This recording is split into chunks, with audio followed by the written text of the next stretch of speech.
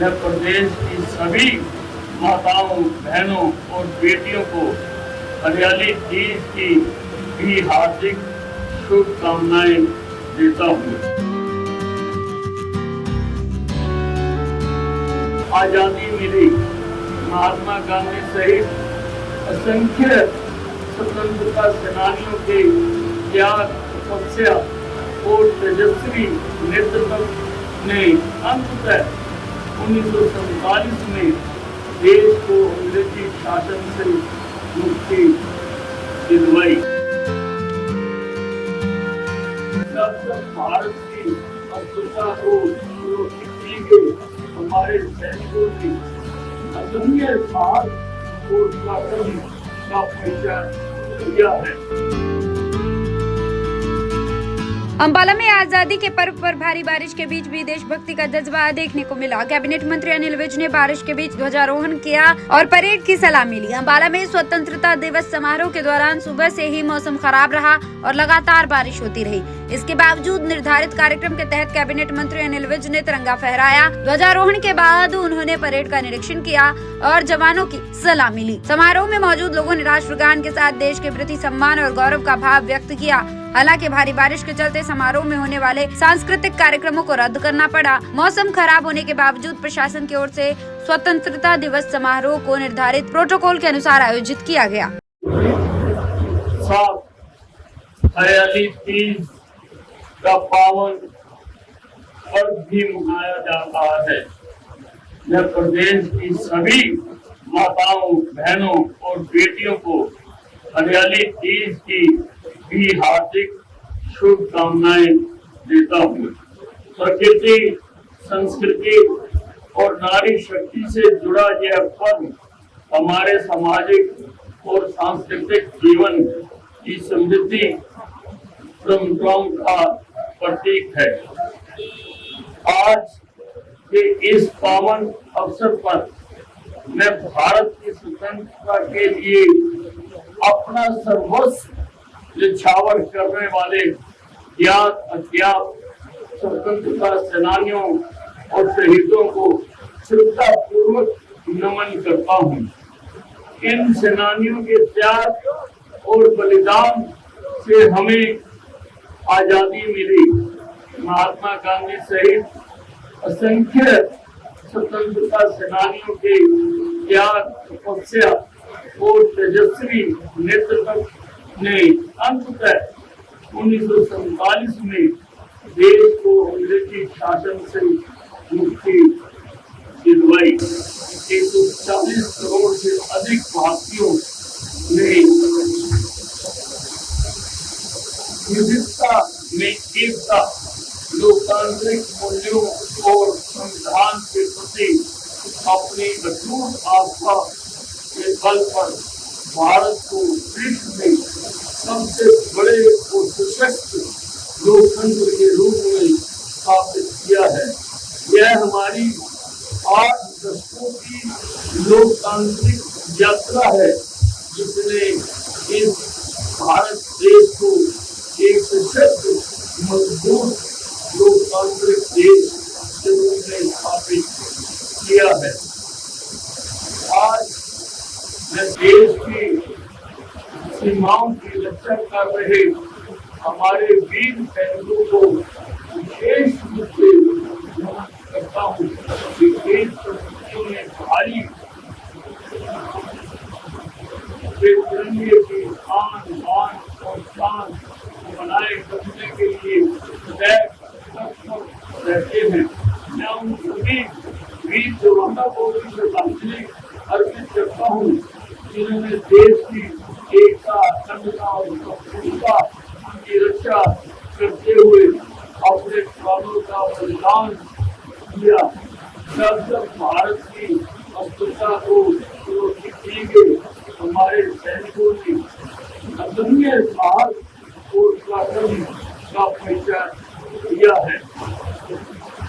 भाइयों और बहनों, हमारी सरकार ने शहीदों के परिवारों के सम्मान और कल्याण को हमेशा सर्वोच्च प्राथमिकता दी है। देश की रक्षा करते हुए शहीद हुए जवानों के आश्रितों को अनुकंपा के आधार पर सरकारी नौकरी दी जा रही है।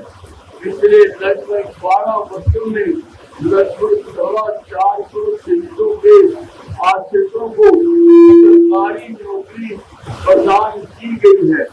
यह केवल सरकारी सहायता नहीं बल्कि राष्ट्र की ओर से अपने वीर सपूतों और उनके परिवारों के प्रति कृतज्ञता की अभिव्यक्ति है। हरियाणा की धरती वीरता, त्याग और देशभक्ति की धरती है। इतिहास के पन्ने इस बात के साक्षी है कि 10 मई 1857 को अम्बाला से उठी स्वतंत्रता आंदोलन की चिंगारी ने पूरे देश में आजादी की अलग जगाई थी। उस संघर्ष में अंग्रेजी शासन की नीति को चुनौती दी और देशवासियों के मन में स्वतंत्रता की लोगों को प्रज्वलित किया। इस गौरवपूर्ण इतिहास को आने वाली पीढ़ियों तक पहुंचाने के उद्देश्य से हरियाणा सरकार द्वारा अम्बाला छावनी में स्थापित किया जा रहा शहीद स्मारक अब निर्माण के अंतिम चरण में है। यह स्मारक हमारे वीरों की त्याग, संघर्ष और देशभक्ति का स्थायी प्रतीक बनेगा। भाइयों और बहनों, आज का भारत केवल अपनी सांस्कृतिक विरासत और सामरिक शक्ति के लिए ही नहीं बल्कि अपनी तेजी से बढ़ती अर्थव्यवस्था के लिए भी विश्व में अपनी पहचान बना रहा है। माननीय प्रधानमंत्री श्री नरेंद्र मोदी जी के नेतृत्व में भारत आत्मनिर्भरता, नवाचार और आर्थिक विकास की दिशा में तेजी से आगे बढ़ रहा है। हरियाणा आज देश की अर्थव्यवस्था में महत्वपूर्ण योगदान देने वाले राज्यों में शामिल है। राज्य का सकल घरेलू उत्पाद यानी GSDP वर्ष 2026 में लगभग 15.18 लाख करोड़ रुपए रहने का अनुमान है, जो पिछले वर्ष की तुलना में 11% की वृद्धि को दर्शाता है। हमारी सरकार ने उद्योगों के लिए कारोबारी वातावरण को सरल बनाया है। प्रमाण पत्र, लाइसेंस और अनुमतियों से जुड़ी अनेक प्रक्रियाओं को सरल एवं पारदर्शी बनाया गया है।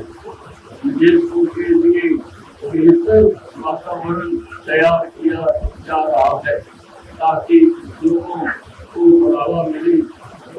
देश के युवाओं के लिए रोजगार के नए अवसर पैदा हुए।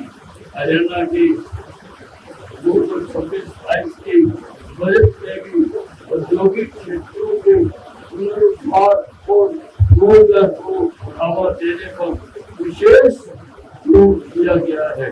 पुराने औद्योगिक क्षेत्रों के विकास के लिए विशेष प्रावधान किए गए हैं और स्थानीय युवाओं को रोजगार देने वाले उद्योगों को प्रोत्साहन देने की दिशा में कदम उठाए गए हैं।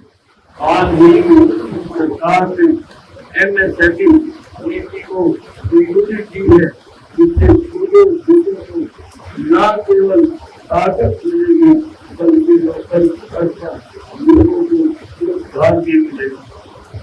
श्री नरेंद्र मोदी ने 17 जुलाई 2026 को हरियाणा के रेलवे स्टेशन से 3 लोग सोनीपत के बीच देश की पहली हाइड्रोजन ट्रेन को हरी झंडी दिखाकर रवाना किया।